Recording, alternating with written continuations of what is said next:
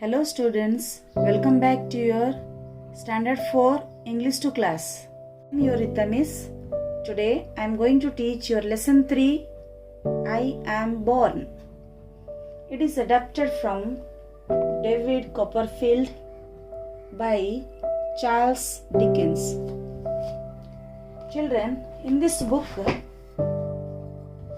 you can see it is about the life of David Copperfield and is told by David himself. David was born in England around the year 1820. His father had died 6 months before he was born. Here he talks about the time just before he was born. His great aunt, Miss Betsy Trotwood, comes to visit his mother for the first time after the death of his father.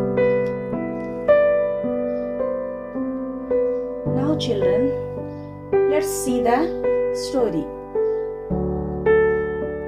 My great aunt Miss Betsy Trotwood was the only person alive on my father's side of the family.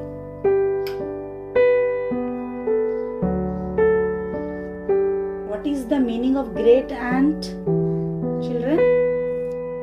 Here great aunt is my father's aunt. She lived alone in a cottage in a small village on the sea coast.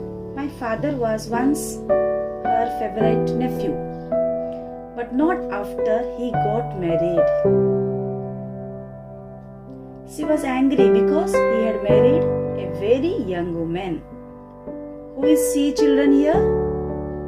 My great aunt. My means whose? David's. David Copperfield's.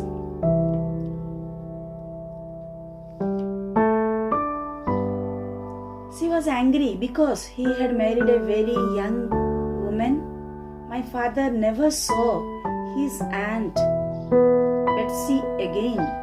A year after the marriage, my father died. A year after the marriage, my father died. One evening before David was born, my mother was sitting by the fireside. She looked up and saw a strange lady coming up the garden path. Who was sitting? The narrator. Here the narrator is David. His mother was sitting by the fireside.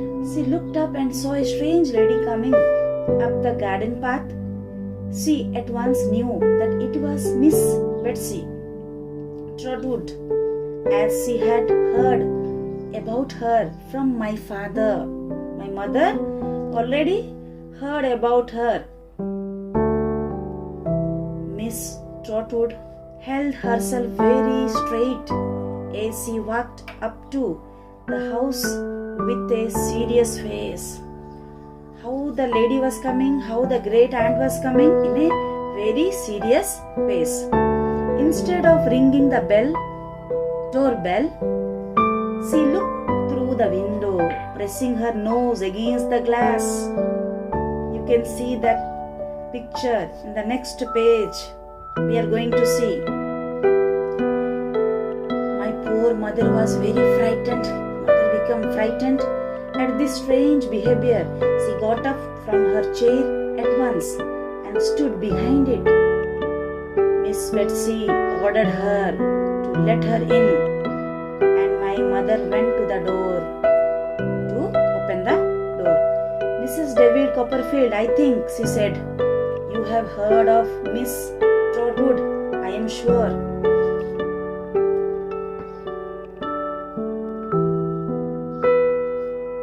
Yes, please come in, said my mother.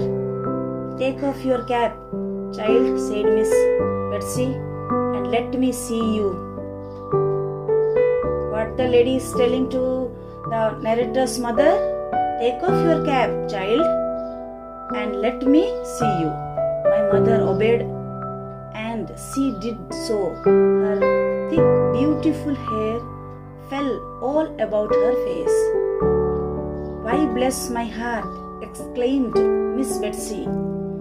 You are just a baby. My mother looked very young for her age. She hung her head as though it was her fault and began to cry. My mother began to cry.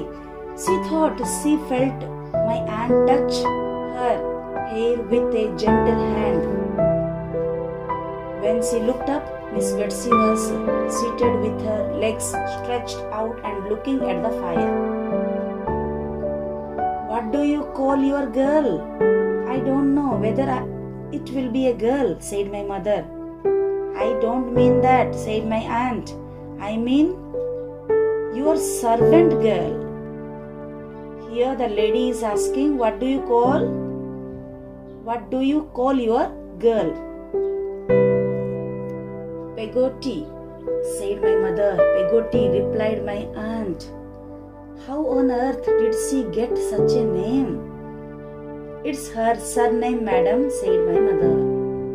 Peggotty is the servant girl. Peggotty, could you fetch your mistress some tea? Cried Miss Betsy, going to the door. She is not well, hurry. She is not well, hurry means she is not very quick. You were speaking about the child being a girl, said Miss Betsy.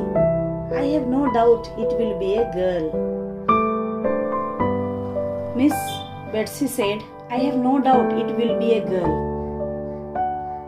When Miss Betsy visited my mother, the narrator's mother, or David's mother, that time David was in his mother's womb. Here, the lady, Miss Betsy, is predicting the mother is going to give birth a girl child.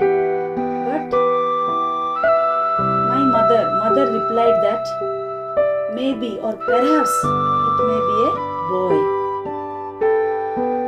I tell you it will be a girl, returned Miss Betsy. Again, Miss Betsy replied, it will be a girl. So dear students, up to this part you understood.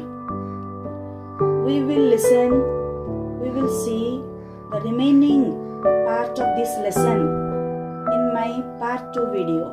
Thank you. God bless you.